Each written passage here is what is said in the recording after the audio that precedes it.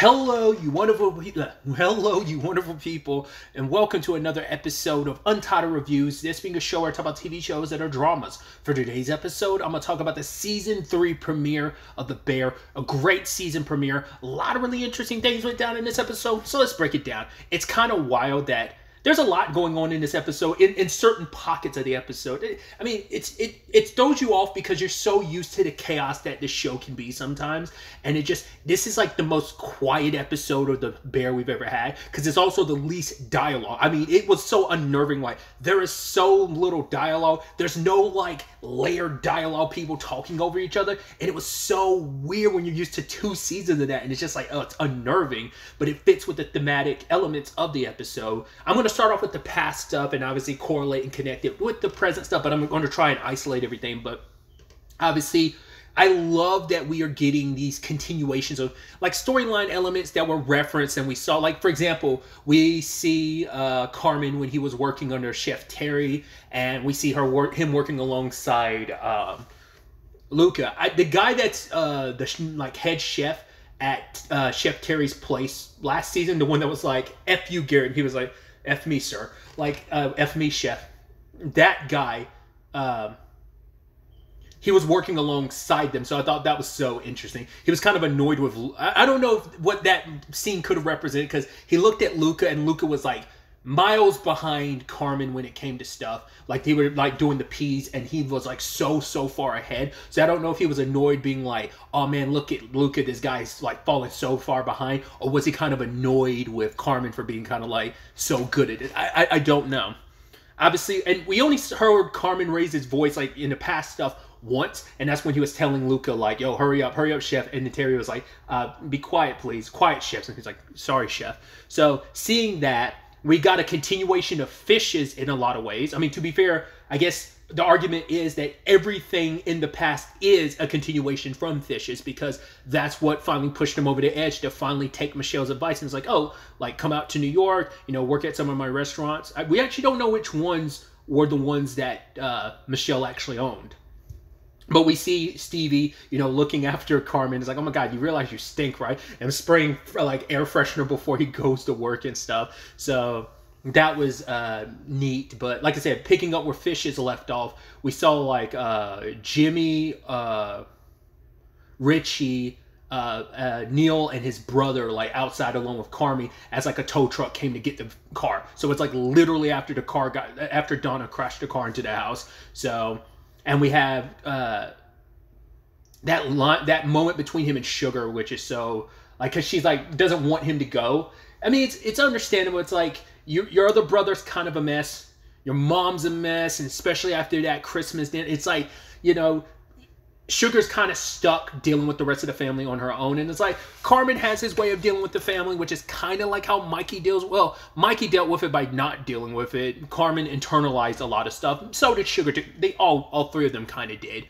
But she was kind of left, like, picking up a lot of the pieces. But I think for her, it's like, she wanted her brother to go out there. It's like, do you really have to do this? It's like, oh, she's like, you can, like, you know, if anything happens, you can always come home. Because it's like, and which makes that even sadder, knowing, like, he didn't come home after that. That the last time he was around Mikey, I mean, who knows, like, what they're... Like, once again, they talked less and less because that made Carmen turn more and more into himself and made him very good at what he does. But we see later on, like, he ends up texting a photo to Mikey, and Mikey shares it with Tina. Tina's like, what is that? He's like, I have no fucking idea what that is. But, like, they probably had interactions like that, but, like, who knows, like, how many words were actually exchanged in that time frame. Like I said, it does feel like that probably was the last time Carmen came home. The entire time he was just away, you know? At least because even Sugar was like, I'm afraid that, like, what if I never see you again? Which is so heartbreaking to think about, her saying that, considering, yes, she got to see Carmen again. It probably took a very long time, but then it's also like, you're saying that to Carmen, and it ends up being Mikey, that's the one you don't get to see anymore, you know, despite, you know, you both living in, you know, so it's just like, it's so jacked up how, like, the universe has, like, a twisted sense of humor in a way, so... some other little details, like, for example, we find out that the tape thing that Carmi taught Marcus, like cutting them with scissors, I don't know if this is where he. I mean, they made a point to showcase it, so it feels like Joe McHale's character. I think the character's name is David. It's like it seems like he's the one that Carmy kind of learned that from. Cause we see him do it, but it could have been other people. That could be like a practice plenty of other people do. But it feels like that they went out of their way to show that, makes it seem like it is something specifically he did that Carmen adopted and taught to Marcus. So I thought that was kind of neat. And especially in this episode when you see, you know, the continuation of that, like present day of him utilizing that. But he got on Carmen about like, right, like don't kind of repeat dishes, like kind of less is more, like if you have something like subtract from it, you know, which feels like a almost thematic element in itself, considering like, right, when you're kind of about this restaurant stuff, when you're about this, you kind of have to dedicate your all to it. And considering how everything fell out in the season 2 finale, it's kind of like, oh, you kind of have to cut stuff out of your life. It's not just about the dishes he was talking about. It's also your personal life. You have to subtract stuff in your life if you want to be good at this. And David being kind of like, I mean, it also shows you like the two different styles, Chef Terry versus David. His approach, because we got introduced to his approach in episode 2 of the first season, being like, oh, like, you think you're so tough, like, you got a short man's complex, like, talking all mad kind of shit, like, that's the type of person he is, versus Chef Terry, which we do see Chef Terry being like, we got to see a different side of her, because we are seeing her, like, when she was just, like, cutting mushrooms or whatever, or peeling mushrooms or something, like, with, maybe, I forgot what she was doing with Richie at the end of episode, was it 7 Forks last season? Like, we saw her in that environment versus being in the kitchen, and we got to see that. But we also saw like the gentle side, which is so interesting because it's such whiplash, because I'm currently like rewatching Fleabag, so it's so weird seeing like her as Chef Terry versus her as the godmother, because it's almost like, because it's been a hot minute since I saw Fleabag, so I kind of forgot. I knew I was like, oh yeah, that godmother sucked. Then I really now remember and seeing showcases like, oh wow, I forgot how horrible that character is. But either way, like I said, it's just it's funny, like whiplash and stuff like that.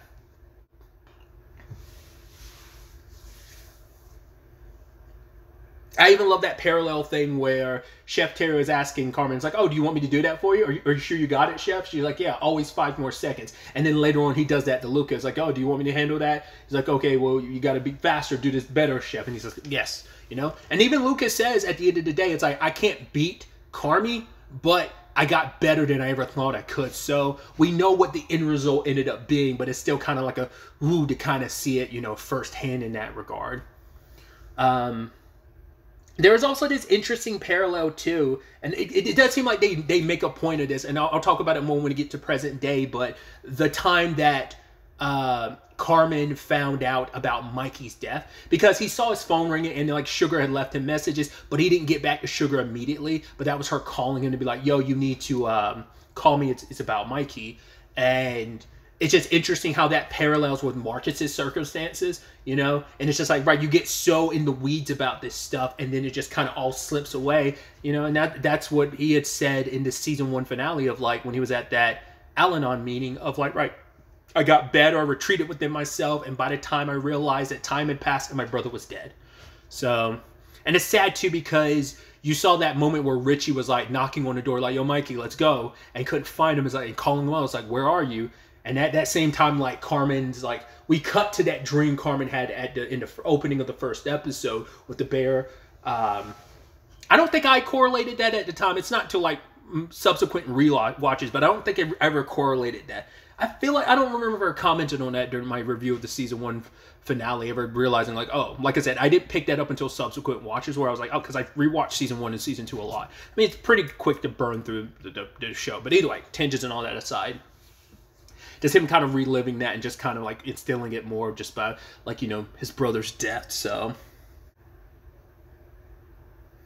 and it's also sad too because we saw with the funeral, like at the church, everyone was there. You know, you could see Neil's brother and Tiff. We also saw Tina with what appears to be her husband, because I saw David Zayas, and so I was like, oh, or Zayas or Zayas. And I was like, whoa, is he playing Tina's husband? Because the way he, like, because we met her son Louis in season 1, but I was like, oh, it was like, it's supposed to be your husband. I wonder, are they still together or not? And and we saw Ibra, but then like across the street, a little ways down, you see Carmen in the car, so he never got out. Which I think I talked about this recently, and I can correlate. When it came to my grandfather's wake, I didn't go to the funeral. I went to the wake. Once again, I kind of didn't want to go, kind of got dragged along. It's a whole thing. I've talked about it a little bit, but I was in Carmi's situation. I didn't drive there, someone else did, so I sat in the car outside. Like, I couldn't go inside, and I kind of had to break. I kind of broke down outside. Carmi doesn't even have, like, but it's like he couldn't bring himself to go. Because I guess almost just like how Richie couldn't give him the letter, it's just a thing of going in there just makes it that much more real. It's kind of like where me and my brother's relationship was at the time. Like, it blindsided Carmi, because once again, he was completely oblivious to the fact is that Mikey was dealing with what he was dealing with, like, substance abuse and stuff. And so it's just also kind of like it parallels their relationship even more, like even in death, where it's like, right, there was no fully reaching out. They were just, like I said, little things it seems like, but I'm sure as more and more time passed, the less and less that got. Probably less like photos sent his way, how many words were actually ever exchanged in those years Carmen was away. And now it's just like I said, it's too much to actually be there, because you have to be around other people, and it's like, it depends on how different people grieve. Some people grieve in solitude. Some people, it benefits them to be around people. It's hard to say what would be best for Carmen. It's like, like the way he operates, is it a good thing to be alone with all that? Because I'm sure he has, once again, especially at this point, we know he was so sad, he was so angry, he was so confused, like so much didn't make sense to him at that point in time. Kind of on a more happier note, kind of pulling away from that kind of depressing conversation, it's interesting to find out that Chef Terry's the one that recommended Copenhagen to him. So she was like, oh, like, because she was like, oh, he was like, right, I worked at a French Laundry and then, like, family restaurant. She's like, oh, did you work there? He was like, well, it was more of a hangout spot. But she's like, yeah, I've ever been to Copenhagen, and sent him there. So it's just kind of interesting knowing that was like Chef Terry who kind of did that, just like, because I guess in my head, I almost treated it like, in my head, I thought Carmen went there on his own, but it's like, no, like Chef Terry sent him there. And so, obviously, once again, him sending Marcus, him and Sid sending Marcus there in season 2.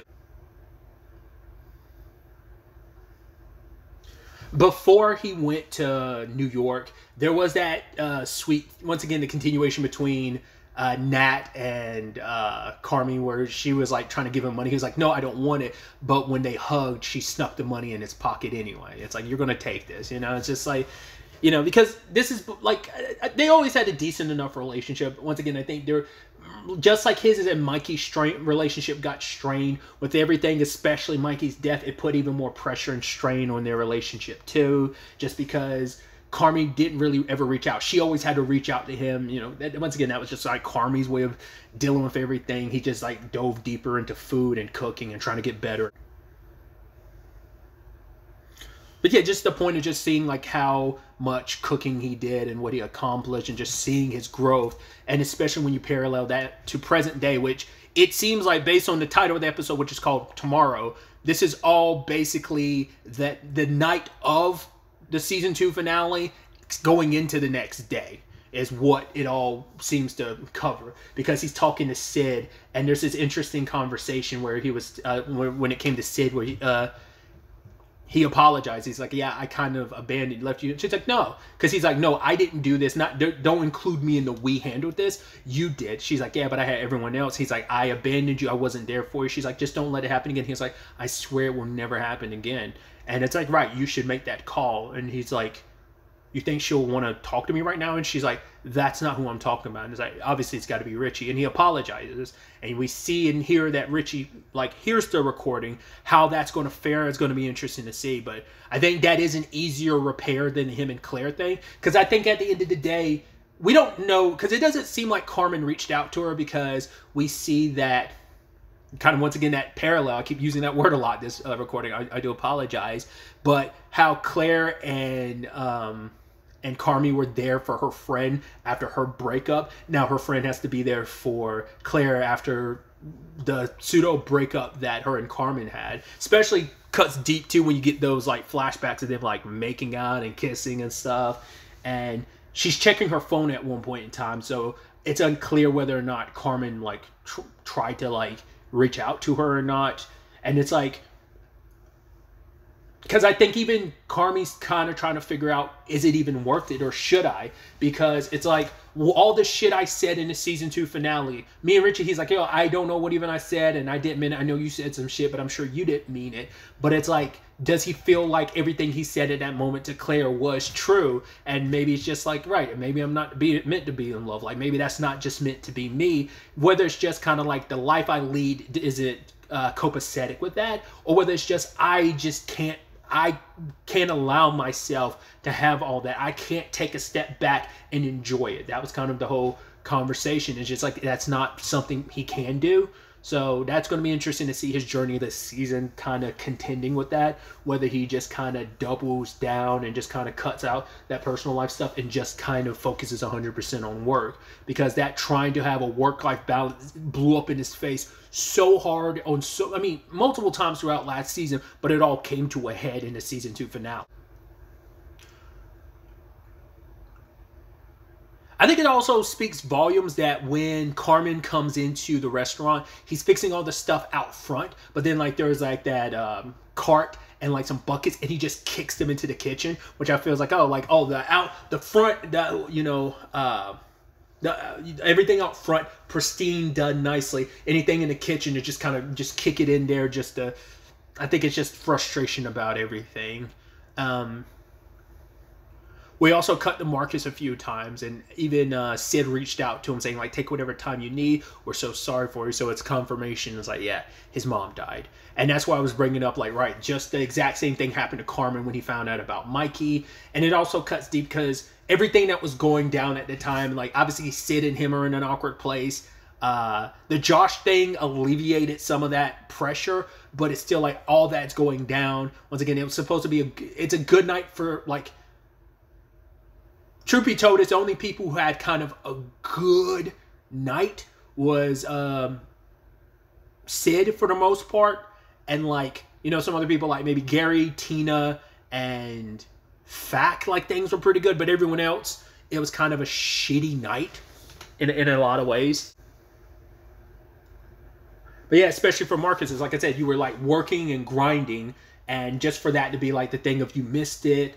Like, because I'm sure he probably beats himself up because it's like, who knows, like, what that situation was. Like, maybe his mom's situation was deteriorating and maybe he could have gotten there just to talk to her or say whatever he needed to say one last time. Like, stuff like that we don't know. But, you know, he's going to be internalizing a lot of that. Because, and I think it's extra sad because I don't think I said it during the season 2 finale, but it's like, when you think about the fact is, that was his biggest concern about going to Copenhagen. He was like, he's never been too far away from his mom, I think, and now it's like, oh, I'm going to a different country, and then on top of it, but everything turned out okay, and it's like, I'm here, home, at the restaurant, and shit went down. Like, once again, it was a shitty night in a lot of ways for a lot of people, so that's rough. And just like the last time we see Marcus, he's just laying in that bed that his mom was in. And everything kind of like comes to an end with, you know, Carmi present day, just kind of get everything ready and prepped. And he's got his, what was it, like the non-negotiables list that he had prepared for everything. Kind of like, you know, not losing focus, keeping focus and stuff like that. So kind of, I think it's supposed to be almost like a laundry list of stuff that he's trying to be better at. Like, this isn't just for others. This is him writing stuff down of like, this is what I need to like rein everything in. It's kind of like rules that not just the staff, but I think even himself that he has to kind of live by. Something that I'd actually completely forgotten to talk about was the end of the episode. This goes back to the stuff in the past. I completely forgot about it, so that's why I'm tacking it on here. Is the Sid stuff, where the dish that Carmi was working on, that I guess he kind of finally like got right because he had this like inspiration, and it was, I think, around the time he was working with like David, Joel McHale's character, but he kind of had an inspiration and idea, and that particular dish went out to Sid. So kind of just bringing everything kind of full circle. Like, you never know the effects things will have. I mean, we know how Sid followed his career, but I don't even know if at that time she knew that specific dish was created by Carmen, but like how much that made such a... Oh, I just remembered now. I just remember she said the best dish she ever had was by Carmen. It was like it was in the season 1 finale when she was talking to Marcus, like what the best dish she ever had was. So she did know it was by Carmen. I was about to say like, oh, did she not know? But it's like that conversation just clicked in my head. So I think that was what that was in reference to.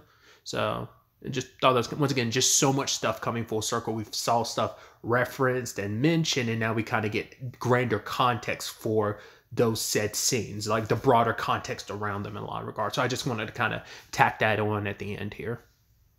So I've not seen a trailer for this season, so I have no idea what to expect. Like even any beats or story elements, I have no idea what to expect. But I'm so excited to have the bear back, and I'm so excited to ultimately see where this season ultimately ends up taking us. But really, that's all I wanted to talk about. Until the next time we meet, be happy, be safe, live life to the fullest, and enjoy it.